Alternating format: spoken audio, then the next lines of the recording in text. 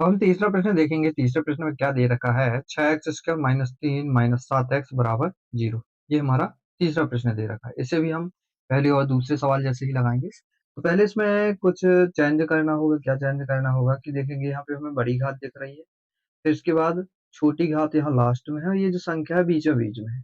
अभी तक दो हमारे जो समीकरण थे, इसमें पहले बड़ी घात होती थी, फिर इसके बाद एक x वाली संख्या होती थी, फिर इसके बाद ही कोई अलग जो संख्या है, अचर पद हो, वो रहता था। तो इसे पहले हमें चेंज करना होगा। तो क्या करेंगे हम, इसे एक बार चेंज कर देंगे। 6x² माइनस का ये 7x हम पहले लिख देंगे, और ये जो माइनस का 3 है ये हम बाद में लिख देंगे, बराबर 0। अब हमारा ये द्विघाती बहुपद जैसे ये सवाल बन गया। अब इसे हम हल कर देंगे। हल कैसे करते हैं, हल हमारा वैसे ही रहेगा। पहली संख्या सेम वैसी रहेगी, और ये पहला चिन्ह भी सेम वैसे ही, ये लास्ट संख्या और लास्ट चिन्ह भी सेम वैसे ही। यहाँ पे बीचों बीच में कोष्टक रहता है, ये जो माइनस चिन्ह मतलब लास्ट वाला जो चिन्ह है यहाँ पे बीचों बीच में रहता है। अब इस पहली संख्या इस लास्ट संख्या का गुणा करते हैं हम। 6 × 3 करेंगे, 6×3 = 18 आया। क्या आया, 18।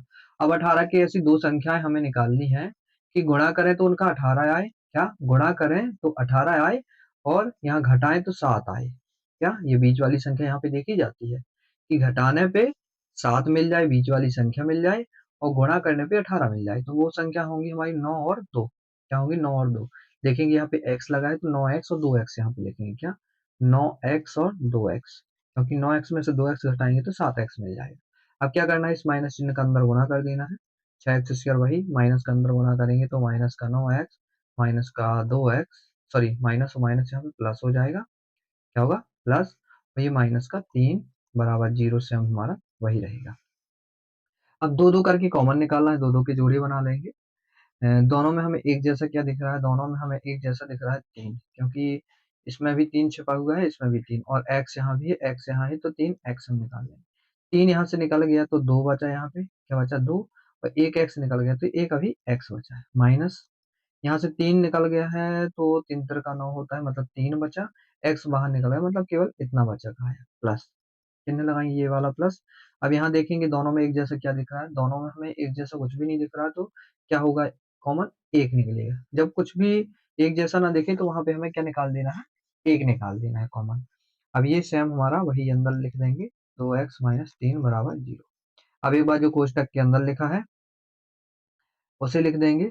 जो कोष्टक के अंदर क्या लिखा हुआ है, 2x - 3, और कोष्टक के बाहर क्या लिखा हुआ है, 3x+1। क्या लिखा है, 3x+1।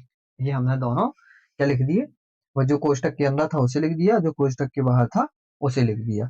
अब क्या करना है, दोनों को 0 के बराबर कर देंगे। एक बार 2x - 3 बराबर 0 कर देंगे, एक बार 3x+1 बराबर 0, ये कर दिए हम। अब यहाँ से हम दो मान निकाल लेंगे, तो x के मान निकालेंगे, -3 इस साइड आएगा तो +3, फिर ये 2 गुणा में है x के साथ तो यहाँ जाएगा तो भाग में, तो x बराबर हमें क्या मिलेगा, 3/2 मिल जाएगा। इसी तरह हम यहाँ पे भी कर देंगे, 3x बराबर -1, क्योंकि प्लस का 1 है इस साइड आएगा तो -1। अब x के साथ 3 गुणा में है तो x बराबर -1/3।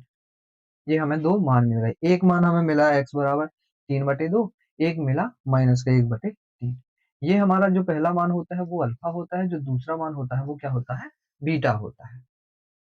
क्योंकि हमें आगे फॉर्मूला में जब हम शून्य को सत्यता की जांच करेंगे तो उसमें जरूरत पड़ेगी, इसलिए अल्फा एक मान होता है, एक क्या होता है, बीटा।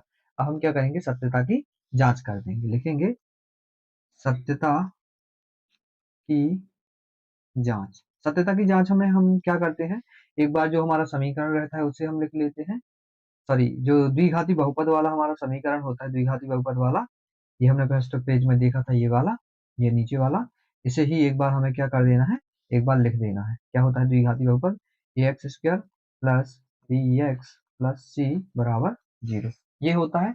अब इसी के नीचे तुरंत हमें जो समीकरण की सत्यता की जांच करनी है वो लिख लेंगे। मतलब हम तीसरा प्रश्न हल कर रहे हैं तो तीसरे प्रश्न में जो समीकरण दिया है उसे लिख लेंगे। तो 6x² माइनस का 7x - 3 बराबर 0। हम ऐसा इसलिए कर रहे हैं क्योंकि हमें ए, बी और सी के मान निकालना है। ए का मान ए के सामने देखेंगे 6 दिखा है, बी के सामने क्या है, बी के सामने है -7, और सी के सामने है क्या, सी के सामने है -3। ये ए, बी और सी के मान निकाल लिए। अब क्या करेंगे, हम शून्यकों का योगफल पहले लिख लेंगे। शून्यकों का योगफल, शून्यकों का योगफल हमारा क्या होता है, शून्यकों का जो योगफल होता है अल्फा प्लस बीटा बराबर माइनस का बी बटे ए। क्या होता है, अल्फा प्लस बीटा बराबर माइनस का बी बटे ए। अल्फा का मान हमारा कितना आया था, अल्फा का मान हम देखेंगे यहाँ पे, अल्फा का मान आया था 3/2, बीटा का मान आया था माइनस का 1/3। हमें यहाँ पे क्रमशः रख देना है, तो अल्फा की जगह रख देंगे 3/2 और प्लस चिन्ह की जगह प्लस चिन्ह। बीटा का मान कितना आया था हमारा माइनस का 1/3। तो ये हमने अल्फा की जगह अल्फा का मान, बीटा की जगह बीटा का मान रख दिया बराबर माइनस चिन्ह वही। बी का मान कितना दिया गया ये देखेंगे, बी का मान -7 है, तो ये -7 लिख दिए बटे ए का मान कितना है 6, तो ये हमने 6 रख दिया। अब इसे हम हल कर देंगे, तो 3/2 वही, प्लस और माइनस माइनस हो जाएगा 1/3 बराबर माइनस और माइनस प्लस 7 बटे हमारा 6 आएगा।